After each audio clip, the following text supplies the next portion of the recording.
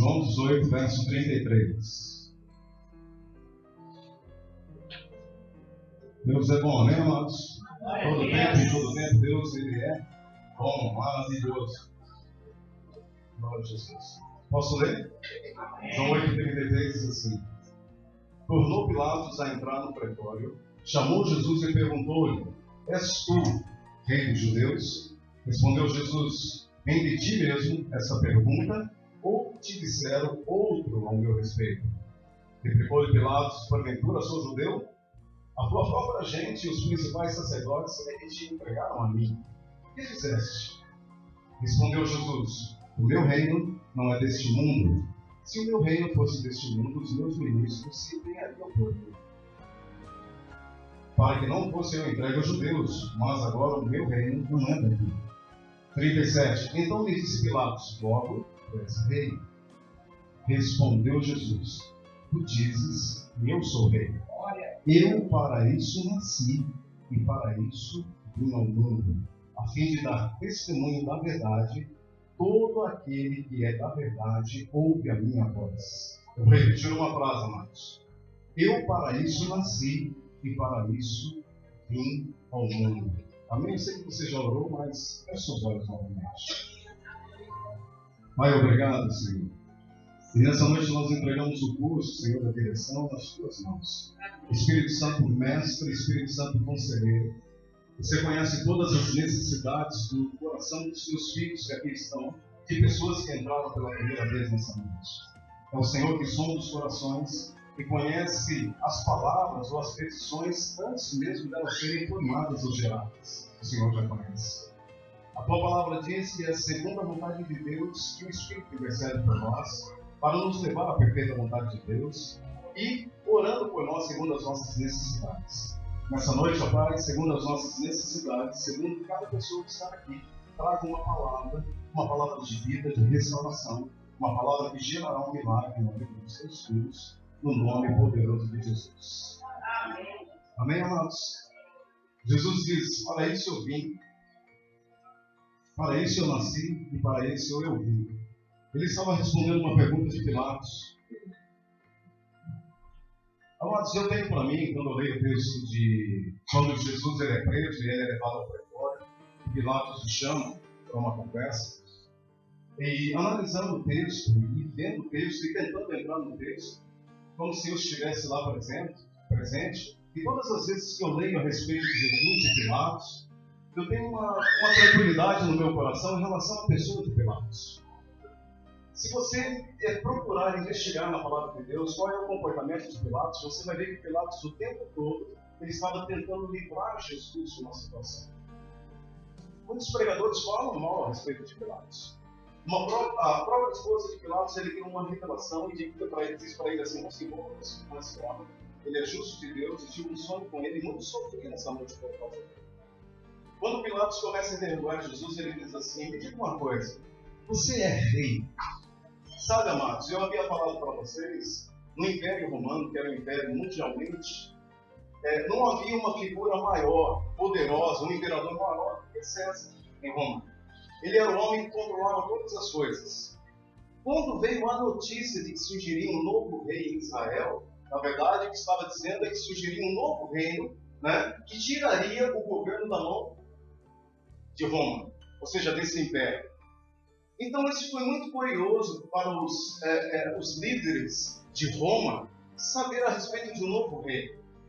Quando eles apresentam que Pilatos está na sua sala, né, está no seu palácio, e quando dizem para ele: olha, tem alguém aí que é o rei dos judeus. Não foi a primeira vez que Pilatos ouviu falar a respeito de Jesus. Todos eles já haviam ouvido falar de Jesus. A curiosidade de Pilatos foi chamado no pretório, né, e disse assim: me traga. Quando Pilatos colocou os olhos em Jesus, amados, Jesus não tinha nenhuma aparência de rei. Jesus não ostentava nenhum tipo de glamour de um rei. Mas é interessante, se você ler nos textos, a narrativa de Mateus, de Lucas, né, de Marcos, a maneira como Pilatos trata Jesus, tentando tirar alguma coisa dele. E a conversa de Pilatos com Jesus, no fim ele dá o veredito: eu não achei nada, né, desse homem. E quando ele começa dizendo, ele começa a perguntar assim para Jesus: você é rei de Israel? E ele diz assim: essa pergunta que você está me fazendo, ela vem de você? É você mesmo que está formulando? É você que quer saber? Ou você ouviu de outros? Note que essa resposta de Jesus, que também é uma pergunta, Jesus responde com uma outra pergunta, estava querendo saber se ele tinha ouvido falar de Jesus antes. Porque Jesus sabia que ele tinha ouvido falar antes. Aí Pilatos diz assim: ei, eu não sou judeu. É tua gente que quer te matar, não sou eu. O que você fez? Aí Jesus diz assim: o meu reino, ele não é desse mundo. Uma coisa interessante, amados, é que quando Jesus veio manifestar o reino, dos discípulos que ele escolheu, você lembra que teve uma pessoa chamada Judas Iscariotes. Lembra disso ou não? Judas Iscariotes, em relação aos outros discípulos, teve o mesmo chamado. Foi escolhido por Deus, foi direcionado por Deus. Você sabe como que Deus escolhe as pessoas e como Deus escolhe você? Através do coração. Eu estava falando essa semana, lá na casa da Iris, e eu vou repetir aqui um testemunho do Alan, que é um jovem, na verdade, que anda no Espírito com o pastor Levi Robertson. E ele começou muito cedo no ministério porque os homens levantaram ele. Só que ele vivia em Deus, só que ele não conseguia deixar uma vida de pecado secreto. Ele tentava, se esforçava, mas ele sempre estava dizendo: pai, eu não consigo sair dessa vida. Como é que pode? Até um dia que ele sentou e ouviu uma ministração do pastor Levi Robertson. O pastor Levi Robertson disse assim: existe alguém aqui nessa noite que tem um problema, que sofreu um acidente na infância e furou um dos filhos do ombro, em um dos lados. O diabo. Parece estar lá. Pode sentar com a gente. E ele disse, ninguém se manifestou no auditório de quase 1000 pessoas, ele demorou 10 minutos dizendo, e o Alan, que pela primeira vez estava ouvindo o pastor David Robertson, que era esse jovem ministro, ele diz assim: cara, você errou, esquece, para de jogar verde, errou. O pastor David Robertson diz assim: tem alguém aqui que teve um problema na infância por ambos os últimos da sua nascença. Eu gostaria que você viesse aqui. Demorou mais uns 10 minutos. Ninguém, ele falando, parece que exagero, ele deve estar isso mesmo. E ele diz assim, pastor David Robertson: o acidente aconteceu dessa maneira. E ele detalhou o acidente. Aí a pessoa levantou a mão. Aí o Alan diz assim: poxa, se sou eu que tenho um problema de ouvido, ouço do outro normal, com outro ouvido. E ele está falando isso, eu já teria me levantado há muito tempo. Só que algo afetou o Alan. A pessoa veio, o pastor David Robertson orou, a pessoa foi restaurada imediatamente no ouvido. Algo que afetou não foi um milagre. Ele diz assim: eu preciso ouvir Deus como se ouve. A maneira como ele ouve Deus. A partir de então ele começa a andar com o pastor David Robertson, desenvolver uma vida. Ele começa a ser discípulo, andar para cima e para baixo com ele. Ele deixou o ministério que ele tinha, um ministério promissor, para ser um discípulo, para andar, para carregar uma letra, para servir o homem de Deus. E com o passar do tempo, amados, ele praticando a vida no Espírito, praticando, Deus começou a levar esse jovem às várias nações. A várias nações, ele estava desenvolvendo a vida no Espírito. E um dia, em oração com Deus, ele diz assim: Deus, eu sei que o Senhor me separou, que o Senhor me usa. Agora eu não acho muito justo o Senhor me usar e não usar os meus amigos. Eu tinha amigo na infância que era muito melhor do que eu. Eu tinha parentes e irmãos que eram muito melhor do que eu. Por que o Senhor me escolheu? Por que o Senhor colocou um desejo, um fogo no meu coração para te amar? Eu não acho muito justo isso. Eu acho que o Senhor deveria ter colocado no coração das outras pessoas também. E o Espírito respondeu para ele dizendo assim: não foi eu que coloquei o fogo dentro do teu coração, a chama de você me amar. Eu achei dentro do teu coração que se chama esse desejo. Eu achei dentro de você o que eu não achei em nenhuma outra pessoa. O que nos escolhe, amados, é o nosso coração. Há muitos reis na Bíblia que são escolhidos por Deus. O Acabe, você sabe quem é Acabe, o marido de Jezabel? Lembra disso ou não? Os 450 profetas, Baal, o rei perverso, diabólico, ele foi levantado por Deus. E a Bíblia diz que Deus se arrependeu, na verdade, de ter levantado ele. Depois você vai entender o que a palavra arrependeu, que a Bíblia diz em relação a isso. É que, na verdade, amados, nós somos escolhidos pelo momento do nosso coração. O teu coração, quando se envolve com Deus, Deus te chama. A partir do momento em que as coisas vão passando, Jesus ensina a respeito de 4 tipos de corações. Muitas vezes nós começamos bem amando a Deus, querendo nos envolver com Deus, mas a partir do momento que Jesus fala a respeito de 3 corações que fracassaram, ele diz assim: os cuidados dessa vida, os interesses pessoais sufocaram a palavra no coração e a semente, na verdade, não chegou. Ele vai dizendo a respeito de outros corações que a palavra não conseguiu frutificar. Uma delas foi que o diabo estava do lado da pessoa. No momento em que a palavra caiu, o diabo foi lá e tirou do coração da pessoa. A palavra sempre vai dizer assim: de tudo que se deve guardar, não é o teu dinheiro, não é nada, é o teu coração. Diga assim: é do meu coração e sairá a solução para a minha vida. É isso que a palavra de Deus diz. De tudo que se deve guardar, guarda o teu coração, porque é dele que terá saídas da vida. Amados, o segredo do sucesso, ele não está do lado de fora. Eu quero falar com você sobre o poder da visão. Mas o segredo do sucesso, ele não está do lado de fora ou em coisas, ele está em nós. Quando você pega uma semente, tudo em Deus começa com uma semente. Se você perceber na criação, a palavra diz que Deus disse assim: haja árvores frutíferas. Você acredita que começou a surgir árvores? Não, amados, foram sementes que surgiram.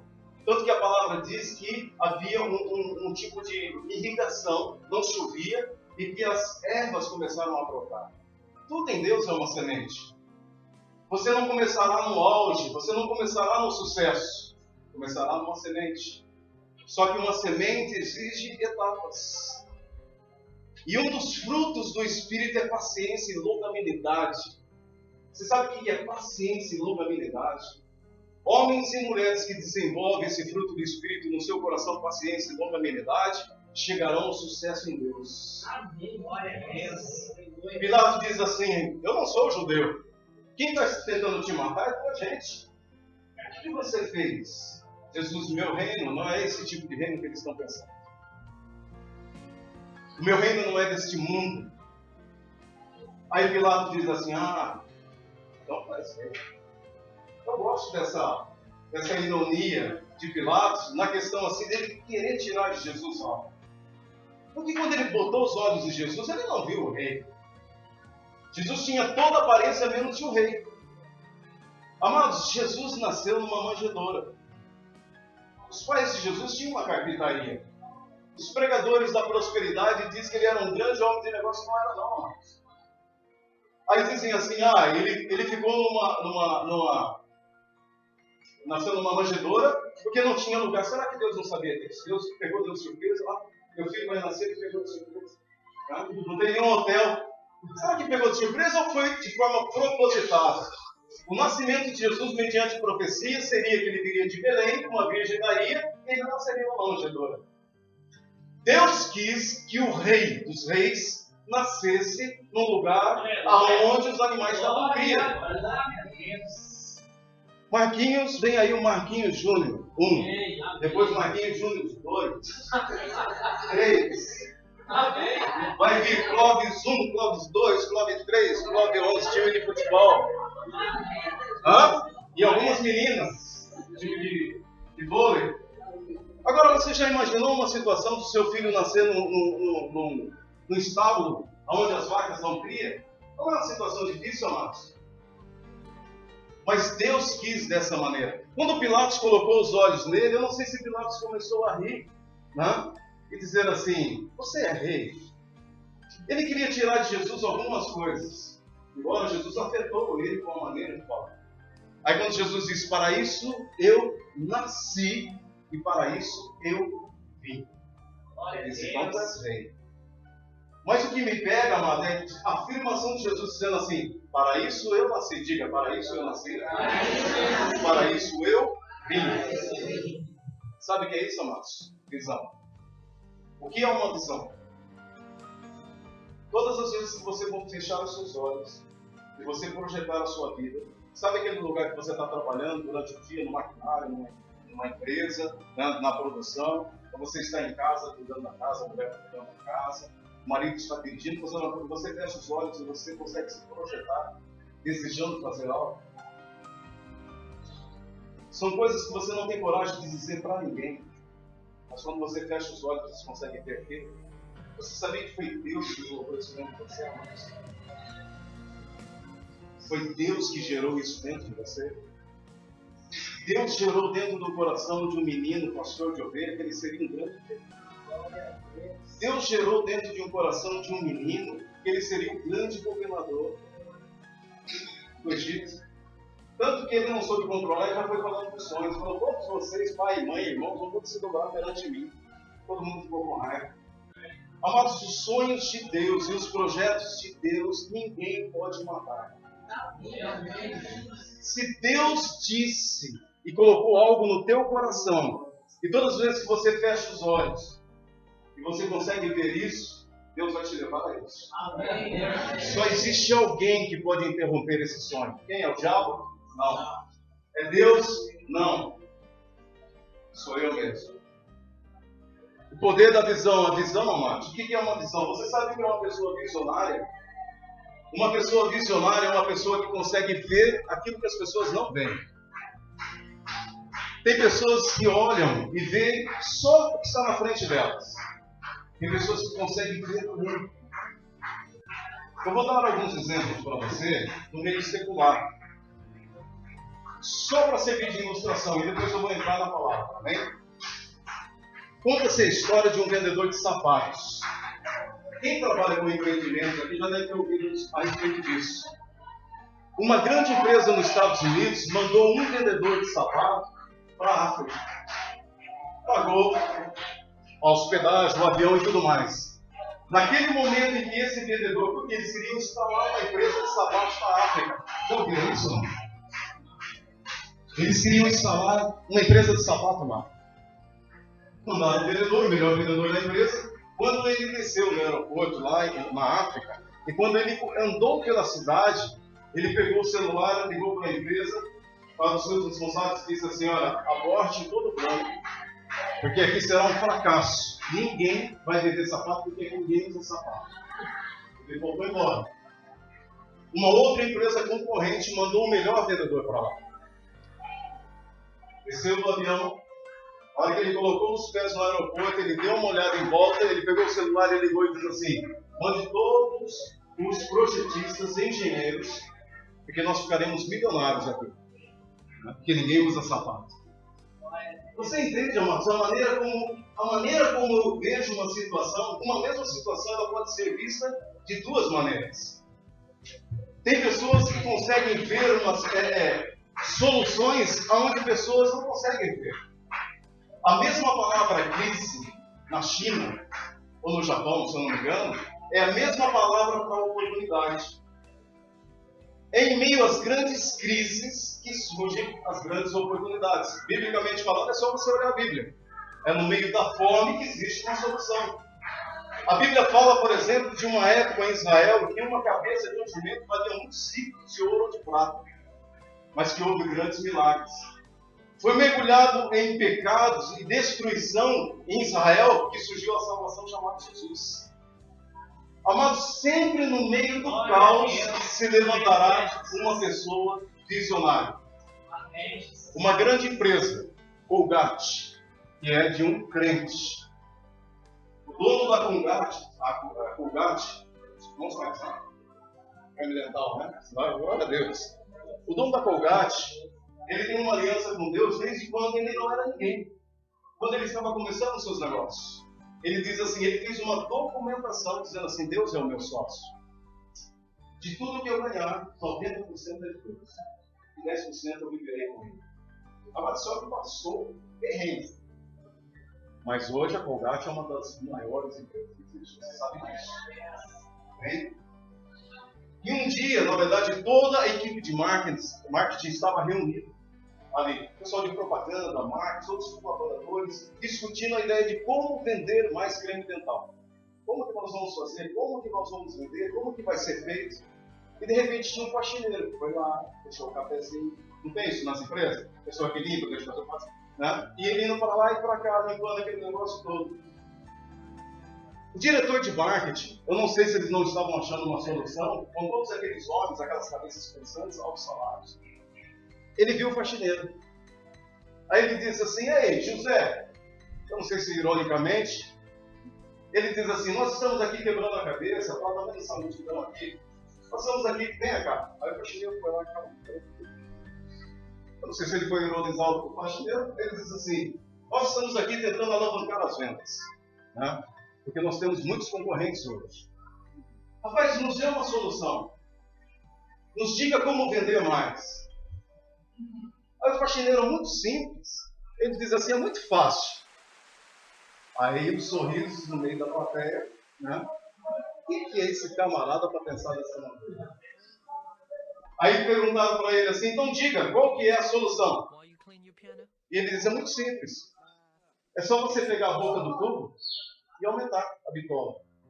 Assim, quando as pessoas enlarguecem mais, quando as pessoas usarem, vai sair mais creme dental, vai acabar mais rápido e elas vão comprar mais rápido. Foi a solução da empresa. Olha o tubo de creme dental que você usa.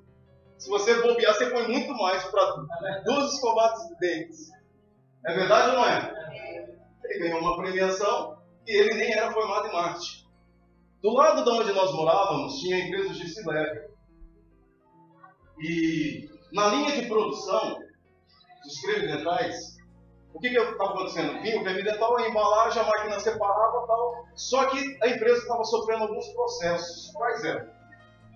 Estava chegando para os clientes só a embalagem sem o creme dental. A máquina estava falhando. Então a direção reuniu, acharam uma solução, chamaram os engenheiros do projeto. O que nós vamos fazer? Vamos fazer o seguinte: vamos elaborar uma máquina. Qual é o custo dela? $80 mil. O que aconteceu? Para que não houvesse isso, né, na linha de produção. Tudo bem. 3 meses depois, amados, problema resolvido, um desses engenheiros passou e viu que a máquina estava desligada. Ele disse: nós gastamos $80 mil, né? Eu vou chamar o responsável pela produção para saber o que está acontecendo. Ele perguntou: quanto tempo? Chamou lá. Fulano, vem cá. Tião, chega aí. Há quanto tempo essa máquina está desligada? Ele diz assim: há uns 2 meses. Aí o cara assustou: meu Deus. Se nós já temos processos, colocamos a máquina há 3 meses, $80 mil, há 2 meses e meio, o tanto de processo que virá. Aí chamou os responsáveis, fizeram uma reunião, chamaram o chefe dos setores e tudo mais. Falou assim: vamos ver o que aconteceu, se teve algum problema. Não tem problema, não, fica tranquilo, não tem problema nenhum.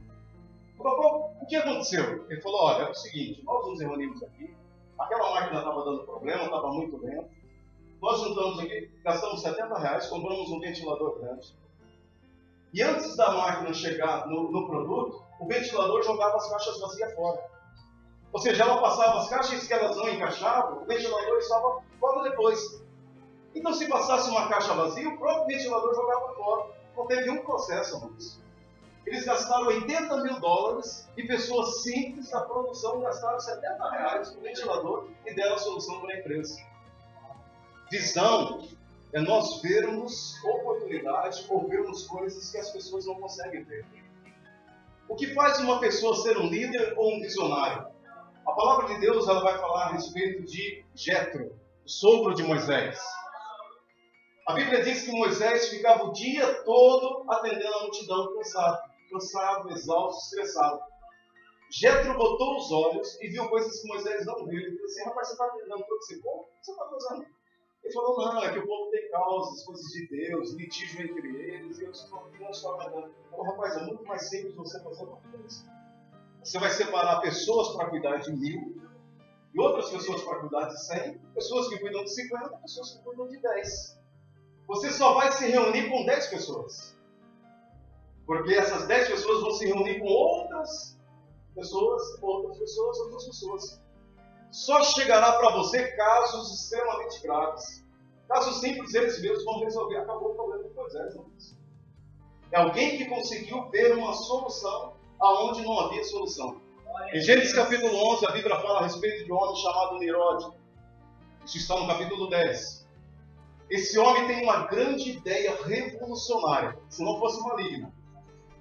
Ele decidiu cercar a sua cidade, construir muralhas na sua cidade e edifícios, e construir a própria moeda, plantar, e o seu comércio seria dentro da própria cidade. Nós vamos produzir, nós vamos vender, nós vamos criar tudo aqui dentro e seremos uma nação forte. A ideia não é errada, mas era um país independente, com uma moeda única. O anticristo tem sempre essa ideia, né, de querer criar uma moeda única e vai chegar lá. Uma coisa interessante é que eles começaram, eles se juntaram e eles começaram. Eles estavam tendo sucesso no projeto deles. Amados, é extraordinária essa história. Quando eu leio essa história, eu vejo que eu posso avançar aonde eu quero. A Bíblia diz que eles estavam na etapa da construção avançada. A Bíblia diz que Deus desceu no meio deles, viu o que eles estavam fazendo, eles subiu e disse assim: vamos lá, vamos descer até eles, vamos confundir a língua deles, porque senão não haverá limites para o que eles desejarem fazer. Amados, Deus falar de um homem, dizendo assim: não haverá limites, fala-se para o que você quiser fazer. Eu preciso intervir. Betinho. Deus fala assim: se eu não intervir na vida do Betinho, não haverá limites para o que ele quer fazer. Deus, se Deus não te parar, não haverá limites. Amados, o meio secular, ele diz assim: se você desejar uma Ferrari, você vai entender o que eu quero dizer. Se você desejar uma Ferrari de $1 milhão, e você tem um Fusca, só um arame, um carro de só misericórdia, aquele negócio todo, se você disser assim: em 2 anos eu vou ter uma Ferrari. Em 2 anos, final de 2 anos, pode ser que você não tenha uma Ferrari, só que você sabe que você. Verdade ou não? Você vai estar com um carro. Se alguém aqui nessa noite disser assim: eu vou ser presidente da República, as pessoas vão rir. E pode até não chegar a ser presidente, mas deputado, senador, ele vai ser. Porque se Deus não atravessar o caminho onde você pare, não haverá limite para o que você desejar fazer. O poder da visão está dentro de mim. O poder está numa semente. Se você pegar uma semente de laranjeira, de laranja, o que tem na sua mão? Alguém pode dizer uma semente. Um dicionário vai dizer: eu vejo aqui que é de laranja. Você vê como que é diferente, amados, a situação? Qual que é o limite, amados, da nossa visão do poder que Deus ele tem dado para nós? Eu vou falar de alguns Michaels. Michael Phelps. Quem conhece aqui? Quem conhece Michael Phelps? Quem conhece aqui Michael Jordan? Michael Jackson? Assim, pastor, Michael Jackson, calma, segura aí, você vai entender o que eu quero dizer para você. Amém? Michael Phelps, amados, ele é o maior recordista de medalhas. Você sabe dizer quantas? Em 2012, eu coloquei aqui nos Jogos da China, ele ganhou 8 medalhas de ouro, 35 recordes mundiais, 3 títulos consecutivos. Um homem extraordinário, um jovem. Um dia um repórter perguntou para ele assim: Michael, qual que é o seu segredo, o segredo do seu sucesso? Ele apontou para um baixinho gordinho. Ele disse: meu treinador. O repórter diz assim: ele é o segredo do seu sucesso? Ele diz: ele é o segredo do meu sucesso. Aí perguntou assim: e aqueles bilhetinhos que ele ficava te dando em cada disputa que você tinha? O que era aquilo?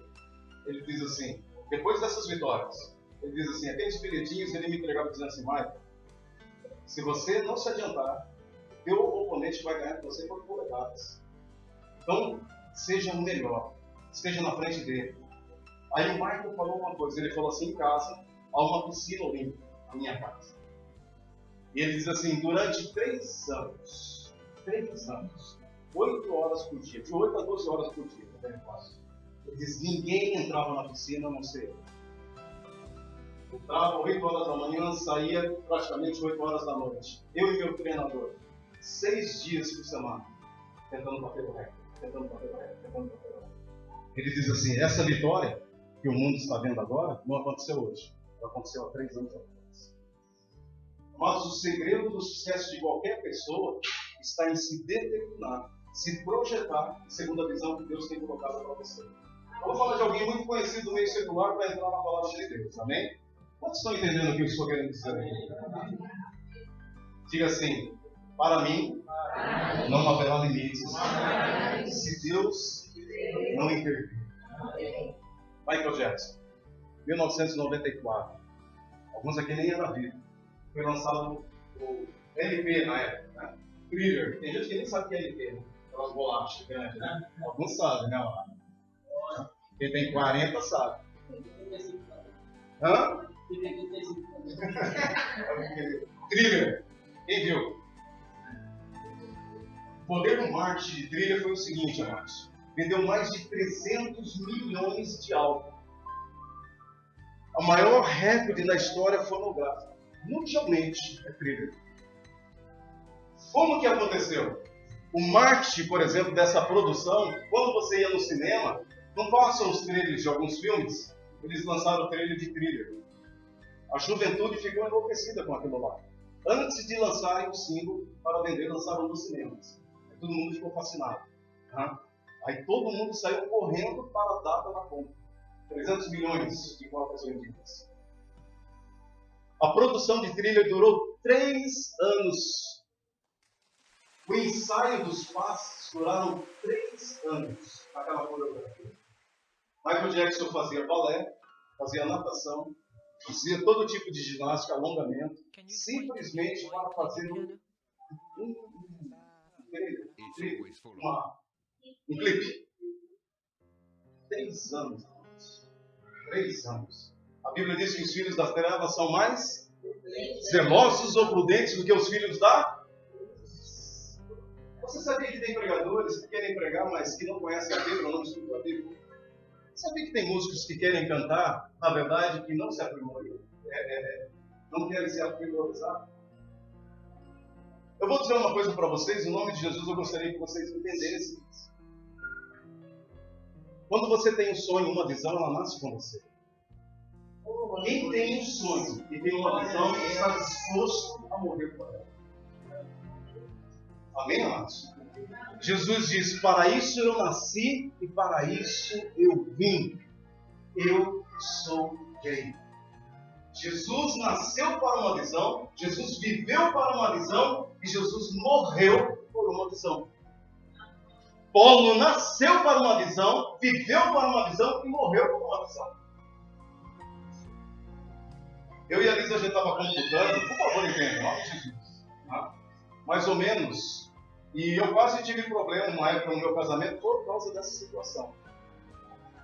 A gente estava fazendo um cálculo mais ou menos de quantos livros eu já li. Chegamos na média mais ou menos de 309 livros. Tinha uma época no meu casamento, amados, que o dinheiro caía na minha conta ou caía na minha mão, eu ia para uma livraria. E naquela livraria evangélica tinha um local, eles eram espertos, tinha um local que tinha um café, né? Cappuccino, uma coisa, e eles deixavam uma mesinha, um local bem gostoso. E dizia assim: pode abrir qualquer tipo de livro que você quiser. E aí colocava 10 livros para ficar lendo. E lá eu perdia muitos tempos, né? Lendo os livros. Chegava em casa com um monte de livro no braço. Um monte de livro. Aí de novo comprou um livro. Onde vai caber tanto livro dessa maneira? Não. Eu acho que mais ou menos 30, olha, não é exagero, está aqui, de 30 a 40% do meu salário em livros. Mas tinha livro, mano. Livro. Ele foi ficando pelo caminho, eu tive que me desapegar disso. Só que eu tinha colocado uma meta pessoal na minha vida. Eu vou ler um livro a cada 2 dias. Independente se o livro tinha 200, 300 páginas. Você não trabalhava, não? As pessoas acham que hoje, vivendo integralmente como pastor, né, deixar uma área de vendas para viver isso, aceitar um desafio aqui, né, é fácil para ele. Eu coloquei uma meta na minha vida, amados, de todos os dias, ler pelo menos 2 livros da Bíblia. Mas é fácil. É pastor integral, não, amados. Isso não é hoje, não. Isso aconteceu quando eu estava lá, no início do meu casamento. No início do meu casamento, eu disse assim: eu vou fazer isso. Quando eu trabalhava 12 horas por dia, Quando eu chegava estressado, eu sempre pegava um horário da noite para ficar estudando a palavra de Deus. Eu vou saber o que Deus diz a meu respeito. Eu vou conhecer Deus. No outro dia, ela sabe disso, tinha que acordar 4 horas da manhã para pegar 3 ônibus para ir para a minha empresa. Durante o dia, trabalhando com funcionários, área de vendas e tudo mais, gente que no meio do dia você fala assim, você está errado, eu preciso tirar você aí, quer bater na sua face por causa disso. E eu não podia ouvir a Bíblia no carro por causa deles. Eu pegava, nós já tínhamos a tecnologia de colocar a Bíblia no celular, né? Naquela época era o MP3, você comprava o MP3, não era nem no celular, o celular não tinha, no caso, não cabia. Eu colocava no bolso, colocava o fone desse lado, porque eu dirigia, o motorista que estava do meu lado não percebia, mas eu estava ouvindo a Bíblia o tempo todo, ouvindo e declarando a Bíblia e pensando na Bíblia o tempo todo. E chegava em casa ainda e eu tinha algumas metas pessoais. Aí você vai dizer, isso daí para que tudo isso daí? Amados, porque eu tenho uma visão. Porque Deus me mostrou quem eu sou e aonde eu vou chegar. E eu estou disposto a morrer pela minha visão. O que eu estou dizendo para você, quando eu leio um texto, quando eu falo da palavra de Deus, não é de agora. São de coisas que aconteceram quando eu tinha 21 anos, 22 anos. E eu vou ler essa Bíblia muitas vezes. Eu vou ler a Bíblia várias vezes por ano.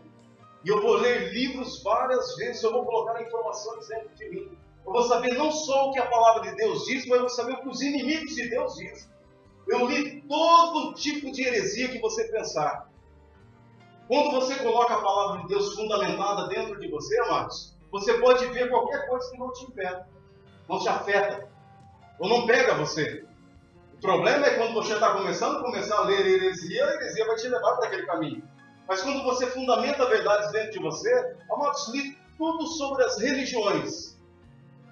Sabe qual era o exercício, amados? Era para defender, tipo assim, hoje eu sou testemunha de Jeová. Por exemplo, eu penso como testemunha de Jeová, eu vou debater com crente. Então eu debatia comigo mesmo, sabendo qual era o fundamento, o que eles pensavam, qual era a doutrina, qual era o líder. Bom, hoje eu vou ler e vou estudar os nomes. Eu fiz isso, para eu debater comigo mesmo. Sabe, amados, eu sempre gostei, na verdade, de grandes desafios. Eu sempre entrei, por exemplo, com seminarista e professor de seminarista e cutucava ele em áreas que as pessoas dizem que era polêmico. Mas isso é polêmico. Eu quero saber qual é. Sabe para quê, amados? Para saber aonde a minha fé estava alicerçada.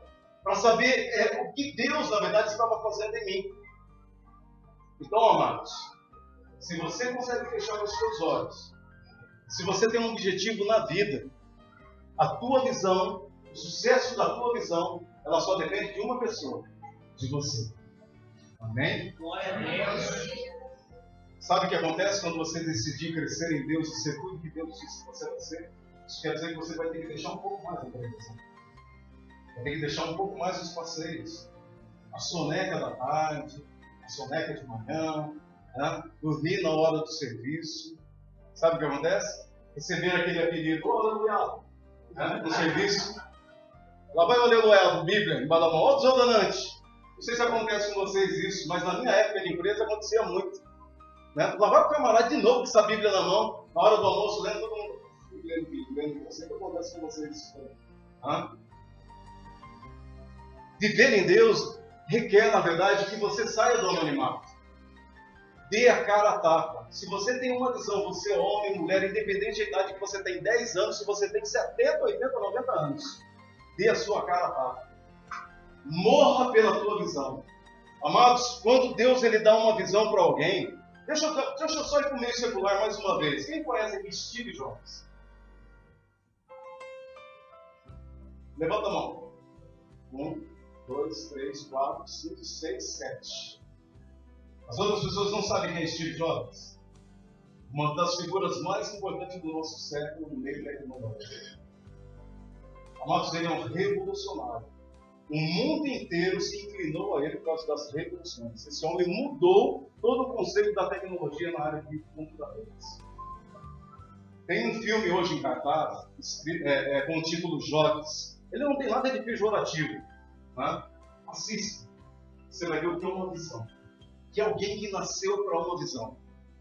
Alguém que quando Deus ele dá uma visão para você, mulher, jovem, homem que está aqui, Quando Deus ele dá uma visão para você e ele está levando você àquela visão, quando as pessoas tentam de alguma maneira interferir sem saber, porque a visão era dada para você. Para você, as pessoas não sabem. Quando Deus deu a visão a Moisés, ninguém sabia da visão. Quando Deus deu a visão, por exemplo, a Josué, ninguém sabia da visão, somente ele sabia aonde ele ia chegar. Quando Deus deu a visão a Davi, somente ele sabia. E sabe o que acontece, amados? Quando as pessoas tentam interferir de alguma maneira, até ajudar, a pessoa fica brava. Não, não. Porque aquilo é a vida dela. Abra sua Bíblia comigo. 1 Samuel capítulo 17, 17.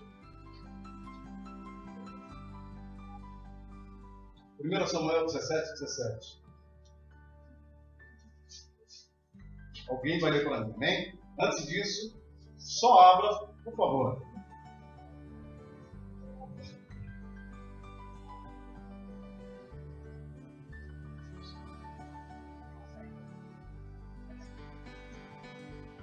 Acharam? Olha para mim um pouquinho só. Esse menino Steve Jobs, ele tinha tudo para dar errado. Filho adotivo. O que aconteceu? Quando ele foi fazer a faculdade, não conseguiu pagar a faculdade. Com 18 meses, deixou a faculdade. Ele não tinha dinheiro, na verdade, para pagar a hospedagem, os quartos, os dormitórios. Ele dormia no chão. Nos domingos, ele vendia, por exemplo, todos os dias ele pegava uma garrafinha de Coca-Cola para entregar no distribuidor a 5 centavos para almoçar, para jantar. Não tinha um centavo no bolso.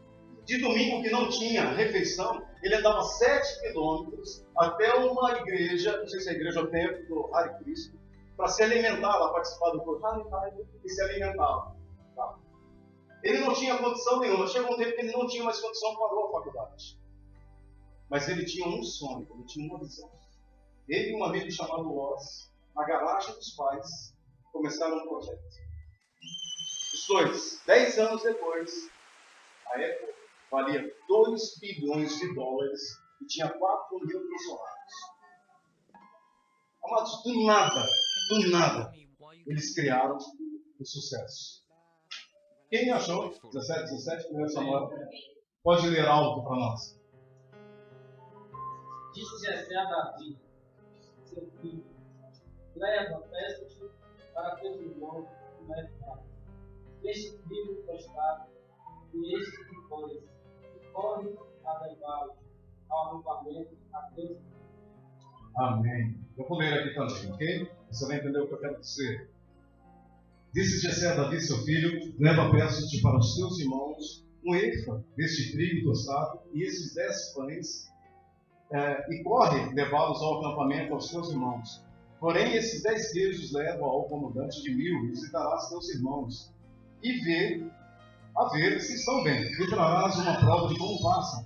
Saul e eles e todos os homens de Israel estavam no vale de Elá, pelejando contra os filisteus. Davi, pois, no dia seguinte, se levantou de madrugada, deixou as ovelhas com um guarda, carregou-se e partiu, como Jessé lhe ordenara. E chegou ao acampamento quando já as tropas saíam para formar-se em ordem de batalha. E a gritos chamavam a peleja. Os israelitas e filisteus se puseram em ordem, fileira contra fileira. Davi, deixando o que trouxera aos soldados do guarda da bagagem, correu à batalha. E chegando, perguntou aos seus irmãos se estavam bem. Estando Davi ainda a falar com eles, eis que vinha subindo do exército dos filisteus o duelista, cujo nome era Golias, o filisteu de Gate, e falou as mesmas coisas que antes falara, e Davi o ouviu. Verso 24 diz assim: todos os israelitas, vendo aquele homem, fugiam de diante dele e temiam grandemente, e diziam uns aos outros: viste aquele homem que subiu? Pois subiu para afrontar a Israel. A quem o matar, o rei o cumulará de grandes riquezas e lhe dará como mulher a filha, e a casa de seu pai isentará de impostos em Israel. Então falou Davi aos homens que estavam consigo, dizendo: que farão aquele homem que matar este filisteu e tirar a afronta sobre Israel? Quem é, pois, esse incircunciso filisteu para afrontar os exércitos do Deus vivo? E o povo lhe repetiu as mesmas palavras, dizendo: assim fará o homem que o ferir. Ou seja, será acumulado de riquezas, terá a filha como esposa e não pagará mais impostos.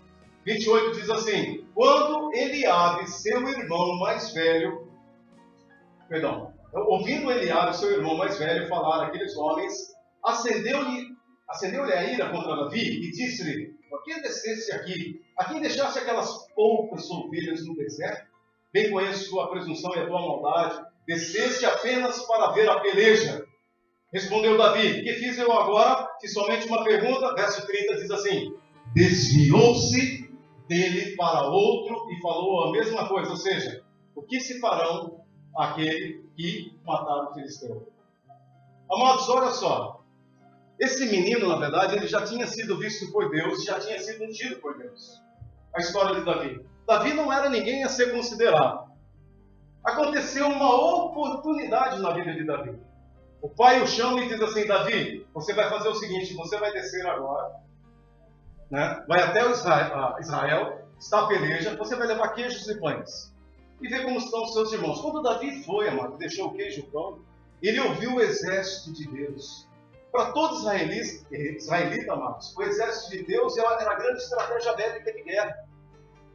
Assim diz o Senhor: nós somos vencedores. A batalha, a banda ia na frente, e eles vencendo. Era grande. De repente, ele viu um grito do outro lado e todo o exército de Deus fugindo daqueles homens valentes. Aí Davi viu Golias. Olha aqui a oportunidade. Ele fez uma afronta. Aí Davi ouviu algo que achou interessante. Ele diz assim: se fará a este homem que matar o gigante, primeiro, será milionário. Segundo, terá a filha do rei como esposa. Terceiro, não pagará mais impostos. Amados, quando Davi ouviu aquilo, quando Davi viu aquilo, sabe o que aconteceu? Ele se interessou pela proposta. Amados, muitas vezes Deus nos levará a lugares de crise, de lugares onde a afronta está, lugares onde as pessoas estão com medo e correndo. Você tinha de um lado um grande exército, o exército mais poderoso do Velho Testamento, todos se borrando de medo. Só que você tinha uma outra pessoa vendo toda essa crise, só que com uma percepção diferente. Davi diz assim: o que se fará com esse homem? Eles disseram assim: o rei que fará? Tornará esse homem milionário. Dará sua filha como esposa e não pagará mais impostos. Davi começou a calcular. Milionário? É um bom negócio. Note que Deus não mandou Davi ali. Não foi Deus que mandou. Não houve uma revelação, vá lá em frente, Golias. É isso que você tem que entender, amados. A sua visão passará por etapas, na verdade, que abrirão portas, que você tem que passar por ali. E muitas vezes aonde você está, a crise está mandando embora todo mundo está ficando sem emprego, está corte de salário de todo mundo, olha, está chegando a crise. Amados, você é a pessoa certa no lugar certo. Sabe a empresa que você trabalha, você é a pessoa certa no lugar certo. A escola ou a faculdade que você faz, ou onde você mora, rapaz, eu moro nesse lugar despinguelado, só Deus. Você é a pessoa certa no lugar certo, naquele local. Rapaz, eu sou casado com esse fulano, com essa fulana, você é a pessoa certa, casada com a pessoa certa. No meio da crise, amados, há o sucesso para quem é visionário. Davi apenas calculou o quê? Milionário? Um bom negócio. Deus não disse para ele: mata o gigante. Ele viu uma oportunidade em meio à crise. Ficar milionário é uma boa coisa. Quem aqui não desejaria ser milionário? Amém? Não mente não, mas todos nós. Amém? O dinheiro ele é maravilhoso quando ele não te controla. A Bíblia diz que a raiz de todos os males é o amor ao dinheiro e não o dinheiro. O problema não é o amor ao dinheiro. Se o dinheiro te dominar, é o problema. Se você é um milionário e tem o coração de Deus, você vai financiar o reino. Você vai fechar boates, prostíbulos, você vai fechar danceteria e vai abrir ministérios. O dinheiro na mão, de quem é dirigido por Deus, é uma bênção. Amém? Amém. Ou vamos ficar com a mentalidade: não, Deus, é vitória, vai chorando, geme e chora. A Bíblia nunca disse isso, amado. Eu preciso de vitória. E vou gemendo. A Bíblia nunca diz isso, que é vitória, vai gemendo e chora. Que coisa é essa? Quer vitória? Põe a palavra em você, veja as oportunidades e anda na visão. Põe a palavra em prática, anda em santidade, diga não ao pecado. Se levante e diz assim: eu sou a solução da minha vida. Eu sou a solução da minha empresa, eu sou a solução da minha casa. Eu sou a solução dos meus filhos, eu sou a solução da minha esposa. Eu sou a solução deste lugar. Ele diz: bilionário é uma boa coisa. Ele diz assim: a filha do rei começou quem? Mical? Tô dentro. Mical? Sabe aquela coisa, Lucas? O camarada pobre, que tem a mulher, a garota rica, né? Que ele não vê nenhuma oportunidade, quando surge uma oportunidade, opa! Essa dá para encarar. Ele olhou para o gigante, olhou para a pessoa em Mical, olhou para o gigante e falou: isso é para mim. Amém, amados? O que mais não pagará impostos? Impostos, quando Saul foi colocado, Samuel disse: Deus assim, diga para o povo que vai haver, na verdade, um peso sobre eles. Tudo que eles têm será do rei. Vão pagar altos impostos. O imposto empobrecia as pessoas de Israel. Ele diz assim: rapaz, se a minha família, porque a família da pessoa que matasse não pagaria, mas a minha família está rica, só com a economia de impostos. Eu vou te fazer uma pergunta: Deus mandou Davi matar Golias? Não há um relato na Bíblia em relação a isso.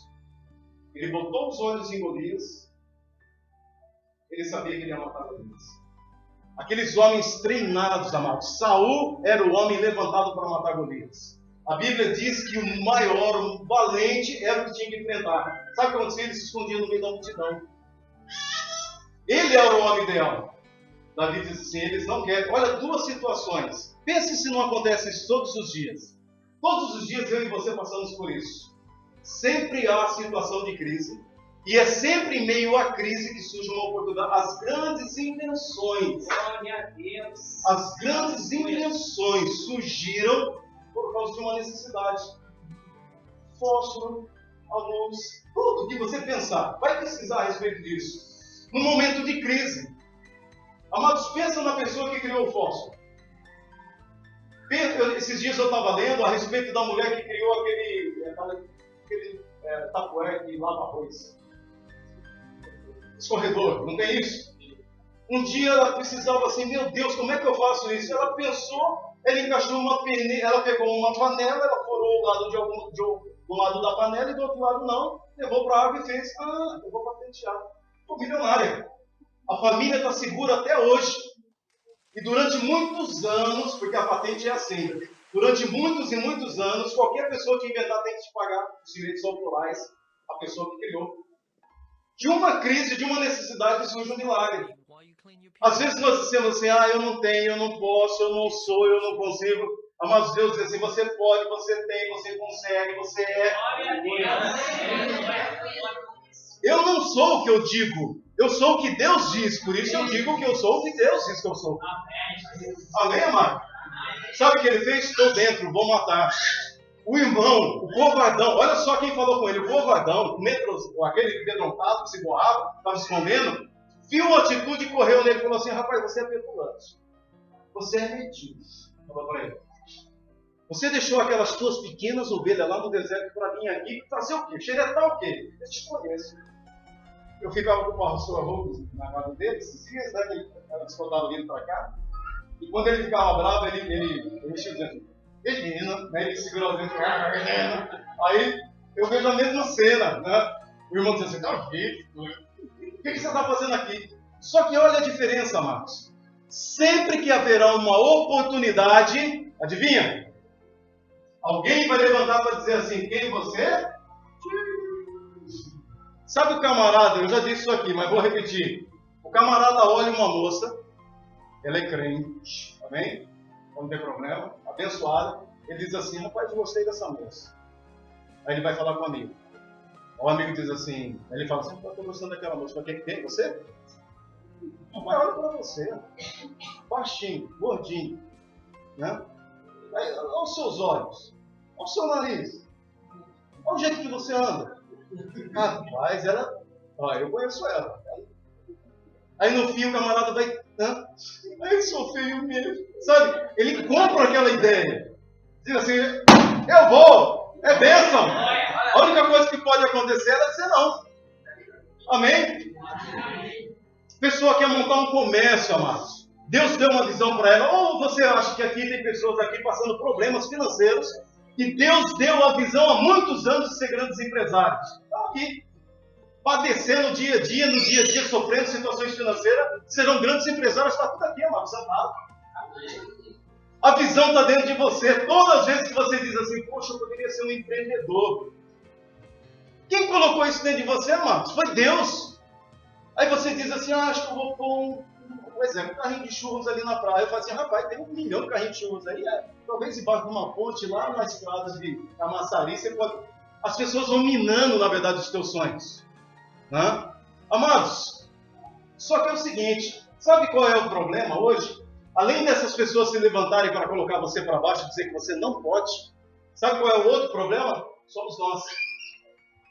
Tem pessoas que querem ser missionários, irem para os Estados Unidos, Europa, Japão, mas não sabem a língua. Tem pessoas que querem carro, mas não tem carta. Tem jovens, você já viu isso? Eu vou para o Japão, eu vou para os Estados Unidos, eu vou fazer isso, eu vou fazer missionário, eu vou fazer isso. Mas não sabe nada da língua. A preparação começa antes. Se você quer ir, vai estudar, vai falar o idioma. Quer um carro? Vai tirar a carta. Amém? Quer ser um empreendedor? Entra no Empretec, vai no Sebrae. O que precisa? O que eu posso? Como que é? Como é que se faz? Deus, amados, Ele nos dá a oportunidade. A preparação é nossa. O irmão veio e diz assim, você que você está fazendo aqui? Ele falou, rapaz, ele virou as costas, ignorou o irmão. Sabe o que aconteceu? Quando Saul botou os olhos dele, ele falou, rapaz, você não dá conta não. Ele falou, vou te contar, vou te dar aqui o meu histórico. Vou te mostrar. Veio um urso, na verdade veio um leão, pegou a ovelha, eu matei o leão. Agora você imagina alguém matar um leão? Você já viu um leão? Você está na frente de uma jaula lá no parque, lá, treme tudo, meu Deus do céu. Você já pensou você vir um leão, você eu vou pegar, né? E matar a soco? Já pensou? Soco pedrado, do jeito que ele matou. Além disso, veio um urso. Uma patada de urso, amado, joga você em 3 pedaços. Para lá, despedaça você. O urso veio na ovelha, ele voou no urso, matou o urso. Ele falou assim, ó, eu matei o leão, eu matei o urso. Dá para eu encarar esse camarada. Amados, uma coisa interessante, quando Davi, ele estava... Eu já falei isso para você e vou repetir, amém? Para fixar em você. Saul coloca a armadura em Davi. Lembra disso ou não? Não é? A espada. Davi não conseguiu andar. Davi não poderia lutar com as armas de Saul. Porque se ele vencesse, não seria Davi, seria Saul. E a vitória seria dada o crédito a Saul. Davi venceu Golias pelas armas de Saul. Quando ele tirou aquela armadura, sabe o que acontece, amados? Tem pessoas ministerialmente, ou pessoas vivendo a vida de outras pessoas. Tem pregadores que dizem, eu quero ser igual o Silas Malafaia, eu quero ser igual o Jacques Alencar, Napoleão Falcão. E lembra aí outros famosos aí? Lembra aí? Lembra o Robert? Eu quero ser igual aquele Ferreira. Amados, Deus diz assim, enquanto você não for você, eu não posso te usar. Deus, Ele nos acolhe, Ele usa a autenticidade. Ninguém é igual a ninguém, os sonhos são diferentes. Você pode ter o mesmo chamado em ministério, mas isso é diferente. São os Valdina vieram aqui e começaram a pregar no Espírito, será a mesma mensagem, mas não são diferentes. Deus vai fazer coisas extraordinárias. Amém, é diferente. Tem pessoas querendo ser outras pessoas, seguir o passo de outras pessoas. Seja individual. Tenha uma visão daquilo que Deus te chamou para ser. Amém, amados? Amém. Uma outra coisa. Quando Davi estava no campo de batalha, ele estava aqui, Golias estava lá, eu disse no primeiro dia. Havia 40 dias que ele estava confrontando Israel. Né? Tem homem aqui? Aí todo mundo corria.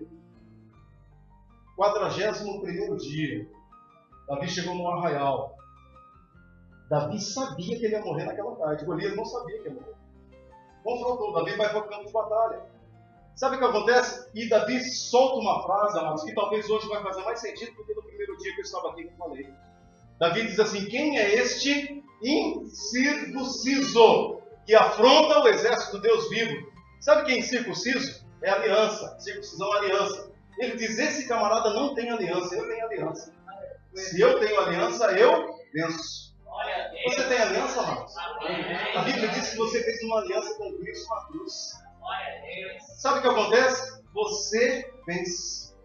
Você tem aliança. Essa é uma declaração poderosa. Você já entra vencedor. A Bíblia diz que ele encara Golias, Golias encara Davi. Quando Golias volta os olhos no Davi, diz assim: eu sou algum cão. Se eu estivesse lá, mas você não ia ser divertida, você ia rir assim. Porque Golias começa a ironizar, dizendo: eu sou algum cão, você está de brincadeira, porque eu estou com mais rápido, vou matar todo mundo aqui. O menino está me afrontando, pedra, pau, eu sou algum cachorro. Aí ele faz uma declaração para Davi. Ele diz assim: eu vou pegar você. E Davi faz o quê? Uma outra declaração. Ele fala assim: hoje eu vou matar você. Quem tem visão, irmãos, declara a visão. Amém? Se você nasceu para o sucesso, Deus te colocou uma visão, sempre diga: acorde todo dia, bom dia, Deus, Senhor, eu declaro a minha visão. Aquilo que o Senhor tem colocado no meu coração, que as pessoas podem até rir: Senhor, eu serei um grande empresário. Senhor, eu serei presidente desse país. Senhor, eu conquistarei. Senhor, eu serei um grande ministro. Eu serei um grande apóstolo, profeta. Declare a tua visão. Declare: Senhor, os meus filhos são salvos. Senhor, o meu marido é salvo. Senhor, a minha casa é uma bênção. Declare. Quem tem visão, declara, irmãos. Ele diz assim: olha, hoje, presta atenção, Luiz, você vai morrer hoje. Eu vou fazer o seguinte. Ele detalhou a visão. Ele diz assim: eu vou contra você, eu vou cortar a tua cabeça. Eu vou matar você, eu vou cortar a tua cabeça. E vou dar, na verdade, o seu corpo para as aves do céu. Amados, Golias correu contra Davi. Imagina o campo. Você consegue imaginar um quadro como se fosse um cinema aqui? Imagina um cara grande. Eu falei para você que só a ponta da lança, não sei se você lembra disso, pesava mais de 10 quilos. Sabe o que é isso? O que tem 10 quilos aqui que é mais fácil? Lá em Campinas, né, o saco de arroz é 5 quilos. Você pega 2 é 10 quilos. Aqui são de 2 quilos, 5 pacotinhos daquele joguei em você assim, na sua cabeça, para você ver o peso. A ponta da lança, sem a haste. Eu falei para você que ele tinha, além da armadura dele que não penetrava, ele tinha um escudeiro. Um escudo do tamanho de um soldado que o camarada saía correndo na frente dele na batalha. Golias vinha com a sua lança e com a sua espada, enquanto um escudeiro na frente dele protegendo. Você quer um cara mortalmente? Aí sim, esse cara era cara de batalha. Esse cara era cara de guerra. Sabe, amados, quando Davi botou os olhos nele, quando ele botou, sabe o que aconteceu? Inverteu os papéis. No momento em que Davi olhou, parece que ele encolheu. Ele virou um anão, e Davi se tornou um gigante. Quando Golias correu, sabe o que aconteceu, amados? Davi virou e saiu correndo. Foi isso que aconteceu ou não? Aí você vê naquele cenário Golias correndo: vem cá, rapaz, Golias, eu vou matar você no cansaço. Vou matar você de exaustão. Foi isso que aconteceu? Não, amados. Não foi não. O problema é que muitas vezes a situação ela se levanta para nós e nós corremos dela. Sabe o que nós falamos? A situação ela se levanta na sua casa ou na sua empresa, você fala assim: ah, eu preciso mudar de vida. O gigante acabou de se levantar. Deus te deu uma visão e você está jogando a sua visão fora, dizendo assim: eu preciso sair daqui. Quem tem que sair daqui sou eu. O problema acontece na casa, a pessoa diz assim: eu tenho que mudar de cidade. Eu tenho que mudar de pessoa. Ela tem que trocar de marido, trocar de mulher, trocar de tipo. A Bíblia diz que quando ele correu, Davi correu em contra dele. E Davi fez exatamente o que quis. Matou, né? Cortou a cabeça e disse: só o Senhor é Deus. Glória a Deus. Amém, amados? Amanhã haverá, na verdade, sempre amanhã, depois da manhã, sempre haverá um ponto de crise. Um impasse na sua vida. Agora você pode dizer para ela, se você será vencedora ou não. Diga para ela a visão que Deus tem colocado no teu coração. Quando as pessoas disserem para você assim: não dá, não pode, a circunstância, feche os olhos e veja a visão de Deus. Deus disse que eu serei isso. Esteja disposto a morrer pela tua visão. Amém, amados? É só ler mais um texto aqui para eu ir. Glória a Deus. Terminar com uma ilustração, amém? Alguém pode pegar, eu já falei com algumas pessoas, você pode pegar uma bola de futebol, entrar numa piscina, mergulha a bola lá embaixo, segura lá, para segurar 4 horas, 5 dias lá embaixo. Na hora que você soltar, o que vai acontecer com a bola? O diabo ou a circunstância podem tentar colocar você para baixo. Quem tem visão, no momento que soltar, a pessoa pula. Amados, pode colocar você no meio de uma multidão. você automaticamente sobressai entre as pessoas. Porque você tem um chamado e você é escolhido por Deus. Amém? Glória a Deus. Feche os olhos em nome de Jesus.